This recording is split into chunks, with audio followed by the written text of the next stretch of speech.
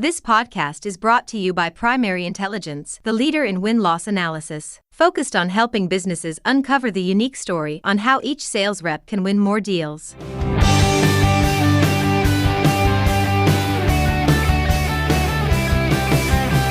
Hey everyone, and thanks for joining me on another rousing edition of Sales Intelligence Weekly, brought to you by Primary Intelligence. I'm Ryan Queller. Okay, hey everyone. There seems to be a common theme throughout our episodes. I mean, there's lots of common themes, but the one we're going to focus on today is trust. As salespeople, we got to build trust with our customers. Whether we're prospecting, conducting discovery calls, or if we're deep into pitching, to the buying committee, building trust is a vital piece to increasing our win rates. However, building trust can be a struggle for sales reps, and this directly impacts their pipeline and their close rates. Now, as the buyer's journeys continues to shift to a digital experience, sales reps are having to find new ways to build trust with prospects. So how can reps, this is the big question, how can reps build those strong customer relationships of trust throughout the sales process in this brave new world of digital sales experience? Chewing on this with me today is Mr. Jamie Shanks, author of Social Selling Mastery and CEO of Pipeline Signals and Sales for Life. Jamie, welcome to the show. Thank you so much for having me. All right, my friend, give us the dirt a little bit. Give us the dirty. Tell us about the Jamie. Who are you? Tell us about your book. I am a pretty simple guy, actually. I'm up here at what we call in Canada, our cottage. So this is our lake house. I'm a cottage guy who also loves sales. I'm the guy that like country boots on the weekend and a pair of loafers and a blazer during the week at a conference kind of guy. Yeah. But for me, I've been in sales basically my whole life. And I love it. And I love giving back to the sales community. I've spent over a decade either on the enablement side or now as a SaaS software or managed service, helping sellers along their journey, primarily helping them with generating pipeline. That's my real passion. So, why is that your passion? I mean, why is the generating the pipeline the passion? How'd that happen? So I used to live in Australia. I did my master's degree there, and I was there for 2 years. And when I came back, I thought I had my MBA. I'm a genius. Everybody's going to want to hire me. It turns out no one wanted to hire me. Now, this is during 2004, 2005. The market wasn't as hot then. I moved to Toronto, Canada. I'm not from Toronto, so I moved here. And the only company, it took me 11 months to get a job.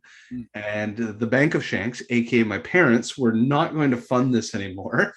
And the Bank of Shanks, yes. The Bank of Shanks. That's your next podcast. The title of your next podcast right there, the Bank of Shanks. Okay. Yeah, my mom had actually, so my birthday is October 30th. And I still remember this. I was deep in this interview process with this one commercial real estate company. It was the only company that would give me an opportunity, except it was 100% commission. And I went through like 6 interviews over months. Like I'm begging for basically a free job. Like I'm not getting paid. I'm getting, yeah. So anyways, long and short, my mother had said on November 1, Bank of Shanks ends. And it just happened. I got a job just before my birthday, ended up working in commercial real estate. And this commercial real estate firm is typically filled with those who were in their 30s, 40s, and 50s, who were previously professionals who go into the commercial real estate space, who can talk to CEOs and CFOs. That's primarily who you sell leasing to, and have business conversations. But here's me at 25. They didn't trust me, so they threw me on the phones. And I was basically one of their first experiments of pure business development. I had a sheet of paper in front of me, and my goal was to have 12 contacts, 12 conversations a day, 1 booked meeting every single day. And then I would bring on a more senior broker into the deal. And it turns out I was really good at it. I liked it. I was creative in my phone scripts. I followed they were very structured. They had a, feature advantage and benefit, and they had SBS and GBS. These are frameworks to cold calling. But I had great calls to action. I had ways of opening rapport and closing opportunities. And anyways, so long and short is I just fell in love with business development. To me, it wasn't as hard as people made it out to be. I love that. And by the way, just a total side note, totally off script, out of left field here, but that idea of creativity, finding something that unlocks your own personal creativity is like one of the secrets to life. If you can find that, I don't care what it is, I really don't. But if you can find that thing, that's what's going to bring joy and going to drive whatever excellence you have in you. It's going to bring it out. So I'm so glad you found that, because this is very, very important for us to talk about with our sales, with our listeners, our salespeople. Okay, so Jamie, we're clearly talking to the right guy. Let's jump into this conversation. First, I want to talk about shifting and change. Okay, how have you've been in the game a little bit? How have you seen relationships between prospects and sales reps change as the B2B buyer's journey has shifted to this digital experience? And it was, I mean, I am the actual use case for that shift. So if anyone that's listening, if you actually want to hear the longer version of this story, the preface to my first book, Social Selling Mastery, it's maybe 5 to 7 pages. I tell this actual story, but long and the short is, by the time I was 30, I was then the VP of sales at a SaaS software company. Frankly, I thought I was the bee's knees. I had all the answers to everything. And so I was going to spin out and start a sales consulting firm. And my vision was no bigger than helping local Toronto small to medium businesses with pipeline development, business development. And I failed miserably because I was a complete ghost online. And now this is the year 2010 and 11. So imagine I'm on a call with you and I'm trying to book a meeting, or maybe we're doing a discovery call. And we're even in the boardroom, and you pull up your laptop and you Google the name Jamie Shanks. I was nowhere to be found. I wasn't on LinkedIn, Facebook, Twitter, hadn't written a blog. So I had from your perspective, there was no reason to trust me on what I was saying. And it took me a while to figure this out. And through serendipity, there's a longer story of it, but I saw the power of LinkedIn and its ability to tackle both the left side of the brain and the right side of the brain. Left side of the brain helps you collect information to make informed decisions. And the right side of the brain allows you to engage the customer in a bold and different way. And I saw this tool being able to do both. And I took advantage of that. I wrote content, I made videos, and I used it to engage people and so forth, and mine intelligence to build lists and so forth. So long and the short is, I had to evolve, to answer your question directly. I had to evolve then, because the buyer, it was becoming caveat venditor, let the seller beware, that the buyer is informing themselves faster than you can inform them. That was 10 years ago. Now, like I'm the kind of entrepreneur where our pricing page is on our website. We're trying to make our website where it's basically business to consumer or product led growth, where give the answers to everything overtly online. When you're making videos, there is no intellectual property that you need to hide. Everyone knows everything. Your job is just to put it together in packages for them to understand how to get from point A to point B. So I know that's a long-winded way of saying that the relationship is that the buyer, myself, accumulates most of my knowledge offline, not in front of the seller. The percentage of time, and Gartner has a study on this, the percentage of time at which I need you, the seller, to help me along that journey. Someone would argue it's somewhere from like 13 to 33%. It's very little part of the sales process. I actually need to be speaking to you, the seller. Okay, so you just defined something that there's 2 things I want to go deeper into. Number one, this evolution that you went through that started, way back when you said you're the best use case. You are the story of. I am the guy. Yeah, you're the guy. Look at me. Hey, I had to evolve. This idea of buyers sense making online. You called it understanding, right? It's self-educating. It's doing their own buying process online. This is one of the reasons why you're moving toward the product-led growth organization, right? Being product led is a reason, because you want to educate, you want to give them every opportunity to educate themselves around what they want to educate themselves. Qualify in, qualify out. So we're not wasting each other's time. We're not wasting time. Okay. So you're saying trust actually starts online digitally before you've even physically or, virtually met. How are buyers using data and analytics to kind of formulate how they trust or give credibility to people before they've even talked? Yeah, and there is this visual that Gartner created that has helped me also articulate this to others. But I am a buyer. I'm a CEO of 2 small businesses. And in my second company, Pipeline Signals, because it's built to scale and has been capitalized, I'm buying many things. And so I have the ability to talk to my peer-to-peer group. That is both online through LinkedIn and Twitter, as an example. That is offline. I'm a member of Collective 54, a network of other CEOs in the professional services space. I need to talk to my own buying committee, even though I'm the CEO. And even if I'm buying $1,000 widget, it amazes me at how small the ticket can be, yet the consensus buying still exists. So I need to talk to my internal stakeholders. I'll, of course, do a peer-to-peer review. I'll check out Glassdoor, G2 Crowd, Crunchbase. There's these data sources that help me triangulate, is this company for real? Is this company fake? So anyways, there is this myriad of information I need to gather. And it's typically, I am finding my buying patterns are akin to my car buying behavior. I pick up my new car actually tonight. I bought a car on the weekend. Well, I don't think I was in the dealership to speak to the sales rep more than 5 minutes. I knew everything about that car. I mean, the actual one that was on the lot, and everything about that car. I knew the price I was willing. I knew everything. I walked in and just said, you either do this or we don't do it. Within an hour, the paperwork was done. I switch plates and get the car tonight. And so I'm feeling that even in complex B2B, like I'm in, selling 5 and 6 figure deals, it's all becoming blended. Yeah. So that's, I think, where the difficulty, and I think where the confluence of pressures start to collide is in this idea. There's a lot of self-education online, a lot of data and analytics, all of those things to help triangulate position, like you said.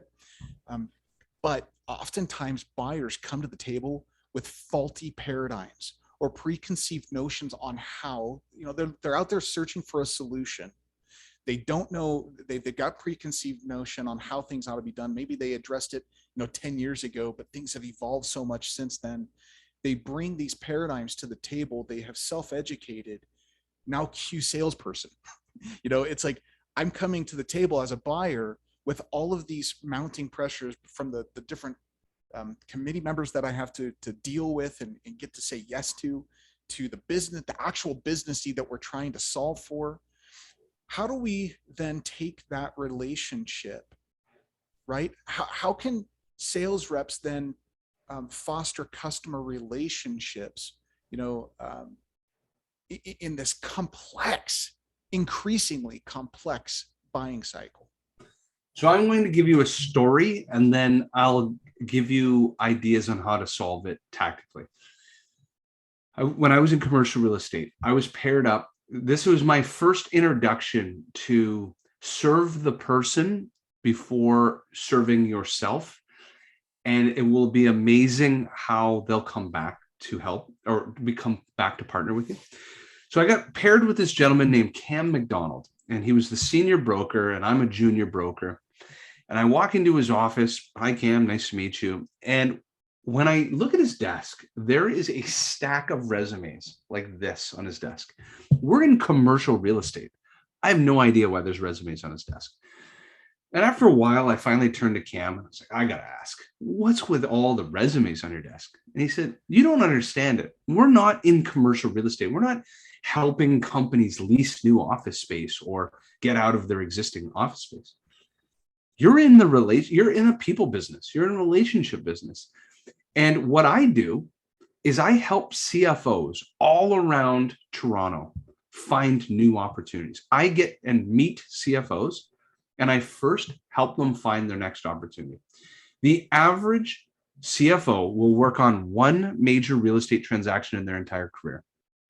Who do you think they're going to call when I help them get a job at Bank XYZ and then the real estate deal comes up? It's me.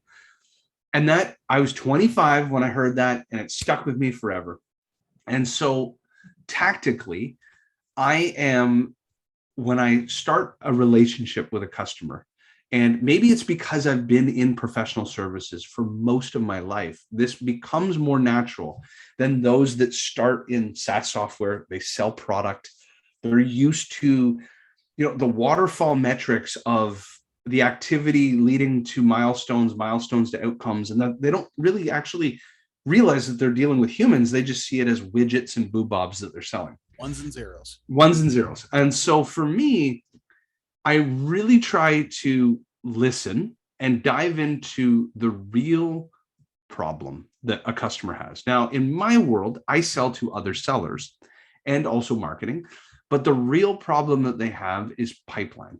Pipeline saves lives, essentially. And so what I'm listening for and what I understand is that you can only create value three ways. You can either make somebody money, save somebody money, or mitigate their risk. And so I really try to help them self-discover it's amazing how many CROs will come onto a call and they don't actually know their problem. They know a series of symptoms. They see some wounds all over them, but they don't know, they need a doctor to tell them, what is your core problem? And so there I try to triangulate. I am a part of a solution. There is no one magic bullet in my world to solving pipeline for everyone, but there are many pieces that can be assembled to help solve that problem. And I help them understand that I, plus many other things, can help you get to where you're going. So I hope that helped answer the question, but I am constantly focused on the human being that I am working with and selling to.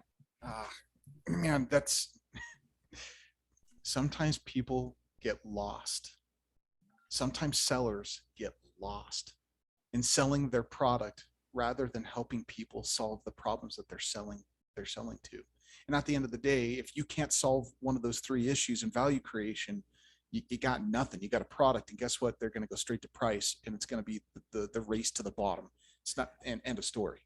I think they always talk about when you come out of university, sometimes there's two schools of thoughts. You either start a company right away because there's no opportunity cost of failure. You're living on ramen noodles anyways, you might as well start a company. And then the other is go work at a big company so you get big company experience. I would second that with dividing it in half and saying, I think it's really important at some point early in your career, when you have a choice to go working at Salesforce or selling for a professional services firm. Because in professional services, you're actually going to learn what it's like to sell vaporware. You don't sell anything. You sell ideas, but most importantly, you sell yourself. That's all you do in professional services. And I think it's a real benefit for me, who's now jumped from professional services to now selling a real tangible product. I think there's some great skills that have come with me from ProServe into SaaS or managed service. Yeah, no, I love that. Okay, let's tack a little bit. Help me understand, what is relationship intelligence? Okay, let's start with this, and then we're then going to peel into why is that impactful? Why is relationship intelligence so impactful when trying to increase win rates? I can English, I promise. So to help the audience think through, you have an account, and so in front of me I have my Yeti water bottle. Okay, Yeti is a prospect that you want to win. There is sales intelligence. Fantastic. Yeah. So there's sales intelligence that will help you understand, should you focus on Yeti today, not tomorrow, or Yeti versus Igloo cooler? Because time management is the ultimate friend or foe for your sales team.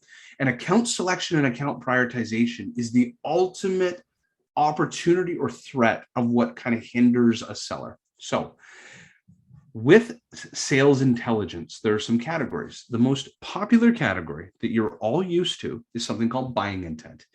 Buying intent is where somebody over at Yeti has raised their hand and said, I want to know more. Or they've Googled a keyword, frozen drinks. Or they have, as an example, downloaded an ebook on how to have a drink last for 3 days. So that's a form of sales intelligence in which a key stakeholder, a person within Yeti, has demonstrated, I want to know more. That's a piece to a puzzle.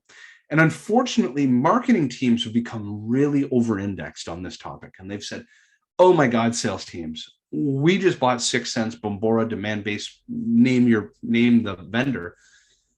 And if you don't call your 6 QAs, if you don't call your buying intent leads, you're crazy. No, what it is it's a story. It's a piece to a puzzle. There is an adjacent piece of sales intelligence called relationships. And basically, human beings are the ones that make decisions in businesses. Companies don't make decisions, people do. And people go into a company, go up into a company, get promoted, or leave a company. And with them, priorities go in the door, up the door, and out of the door. And so by tracking the humans, you then track the leading indicators that will help you discern, is change about to happen in this business? Did my priority walk out the door, or did a new priority come in the door? And is that a friend or a foe, an opportunity or threat?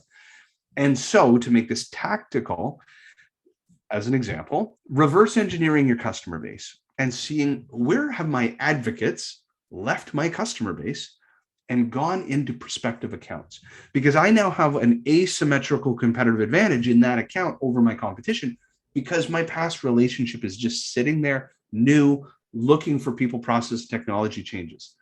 So these are examples of yet another piece to a puzzle around your account-based story around Yeti. If somebody left my customer and worked the chief revenue officer over at Snowflake or Microsoft, one of my customers, and went there, that opens a door for me. And so that's what we're focused in on, is helping sellers, give them the answers to the test and say, this is happening in your customer base, run with this. Okay. So relationship intelligence, help our listeners understand why it's so impactful to help you increase your win rates. So there are many studies or statistics. So I don't want to be a statistic junkie, but some will say somewhere between, it is 3 to 6 times cheaper and easier to sell to somebody you've already sold to than it is to open up a door where nobody knows you. And remember, we were talking offline for the call, the difference between, what did you call it? The gap between knowing and doing? The knowing gap and the doing gap. So this is my business. Okay. So Pipeline Signals is the ultimate example of this. Intuitively, if I were to ask a chief revenue officer, head of sales ops, where do your best customers come from? Let's say, well, if you've been around long enough and you have a strong enough customer base and you have great net retention revenue scores, well, the answer is when somebody leaves one of our customers and goes into another business, they call us within 6 months. It's amazing. So intuitively, the knowledge is, these are some of your best sales opportunities. The doing is that your sales team at scale are not and cannot possibly monitor your 1,000 customers and your 4,000 prospects and correlate and reverse engineer who is moving in, up, and out of every one of these businesses this week, and where do the opportunities lie between you, and then also doing this for your competitors. And then wondering, does your competitor now have an opportunity in this account because of their relationships, or do you? So that's why it's so important, is that past customers open doors. The question is, are you doing anything about it? So at the root of any of those things, in, up, or out, right, of the organization, at the root of that's code not even thinly veiled, but it's change, right? We're talking about change points. Well, it Right? is. It's compelling events, triggers, change. Exactly. Okay. So what are the most important signals then or changes a B2B company should look for when they're doing their prospecting? Yeah. So order of operations, highest conversion by a country mile. Somebody leaves your existing customer base that is part of the buying committee. Like, so my world, I sell to sales and marketing. So sales and marketing leaders up and leave, and they move into a prospective account that meets your ideal customer profile, and you have engaged them in the first 100 days that they've been on the new job. Why? There's an untouted statistic that in the first 100 days, a decision maker, champion, or influencer, like high decision maker, high champion, or influencer, will deploy up to 70% of the remitted budget, either physically have deployed it or have mentally decided where they're going to put up to 70% of the remitted budget for the year. Because they get in the door, first 2 weeks, where's the washroom, figure out where the employees are, and then time to make an impact. And I have to make an impact by the end of that quarter. So that is by far your greatest opportunity. And then there's a whole series of sales plays that go down from there, but still really important. You could be tracking everyone that was hired and promoted. You sell to sellers as well. Imagine tracking every head of revenue operations in North America, MENA, APAC, and being there before your competition. Just starting a nurture sequence, and that can be phone, email, LinkedIn, smoke signals. It doesn't really matter. You started an education journey before your competition. Yeah, I can see why that would be valuable, especially not just before the competition, but before they get pulled in the myriad of different directions that they get pulled in after those first 100, 90, 100 days. So that's super helpful. Okay, so we've talked about signals, we've talked about relationship intelligence. What tools are most impactful to identify these signals? How do we do this and support this social selling idea? Yeah. So what my company, and I am clearly, anybody that knows me is clearly biased to the power of LinkedIn. I invented the word social selling. I pioneered an entire category and ecosystem back in 2011 and 12 on that topic. And I was one of the first to see the power that LinkedIn can have on both prospecting and, of course, customer retention, upsell, cross-sell. But it has the power of it. It has the left brain and the right brain built right into it. So with that, the ultimate user-generated database on planet Earth that showcases human capital migration, change of people, is LinkedIn. And so my company so I'm biased in that LinkedIn is the ultimate tool. And what we're able to do is every LinkedIn profile is on the public web. And if you know what to look for and you know how to aggregate that intelligence, I can track any buyer, any role, any company around the world, and any change at any time. Okay, so and those changes then beget all of that sequence of things that activities that you talked about earlier. Yeah. So what we do is we take that intelligence, we turn it into a prescriptive task notification and story, and we route it into our customer CRM. So our customers log into Salesforce, their sellers log into Salesforce or HubSpot, and pops up a task, and it says Jane Smith just left your customer over at Yeti. She's now the chief operating officer over at Igloo Cooler. She was at Yeti from these years to these years, or this timeline. Click here to see their LinkedIn profile. Here's their email. Have at it. And that at scale, average companies receiving 100 to 250 of these a month, because the average CRM is depleting at 3% a month. So their sales team is just constantly having conversations with their past customers. Okay, so let's talk about marketing. Let's go there. Let's go to marketing. So let's talk about the role of marketing. How can marketing support sales and social selling? So marketing's best opportunity is, if you think of social selling as there's an inbound motion and an outbound motion. The inbound motion is that the sellers need to build strong brands and reputations online. The outbound motion is they have to have compelling conversations. Marketing can help a lot in the development of a content library, the development of basically a resource library that sellers can leverage to both educate their ecosystem digitally, like sharing content, but as well pick and choose from that content and deliver content to customers all along that buying journey. So after a discovery call, I go into my library, I pick a great resource, and I send it to a customer. And one of the best parts of the sales cycle to do this between discovery call and close is I call the dead zone. The dead zone is the dead zone. The dead zone. The dead zone is an uncomfortable silence that you get probably right after discovery, when when you walk off a discovery call and everybody's all gung-ho. Yeah, call me next week. We'll organize these stakeholders. We'll get this next meeting. Next week comes by, nothing happens. Week after that, nothing happens. 7 weeks later, nothing happens.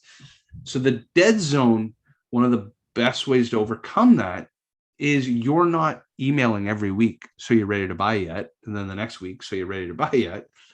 You're deploying bits of value, an article, a video, an ebook. You recognize that they have a lot on their plate. There's a lot of other things going on, but you're going to keep them A, top of mind, and B, you're helping them answer maybe unanswered questions, bringing things together.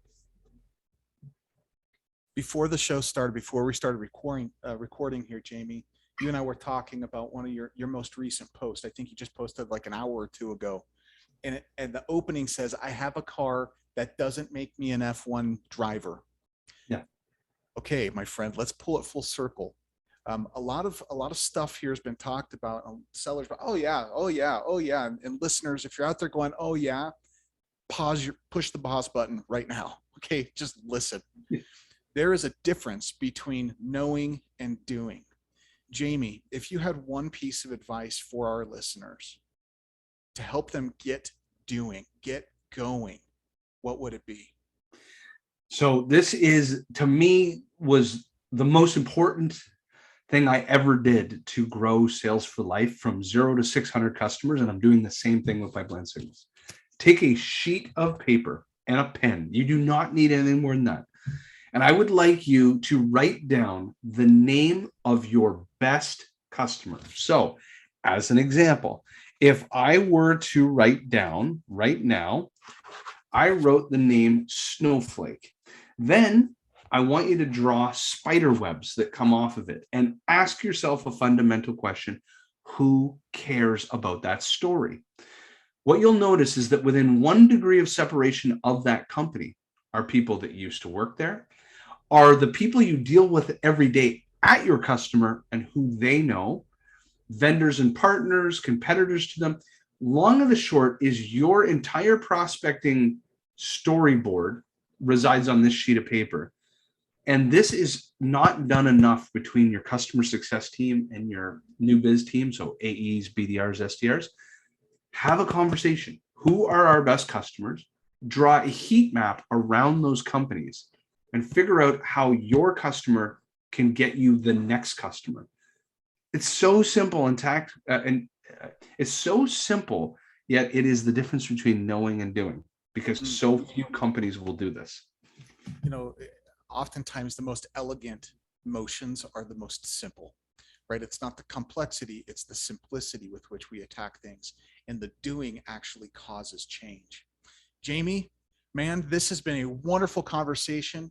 Thank you for being on the show today and sharing your ideas and your thinking around social selling mastery. Thanks for the invite. And sales leaders, take something you've learned from today's show, apply it to your sales team this month. Go from knowing to doing. Let's go. And then let us know how it's impacting your sales and your people. We want to hear from you. How is this helping?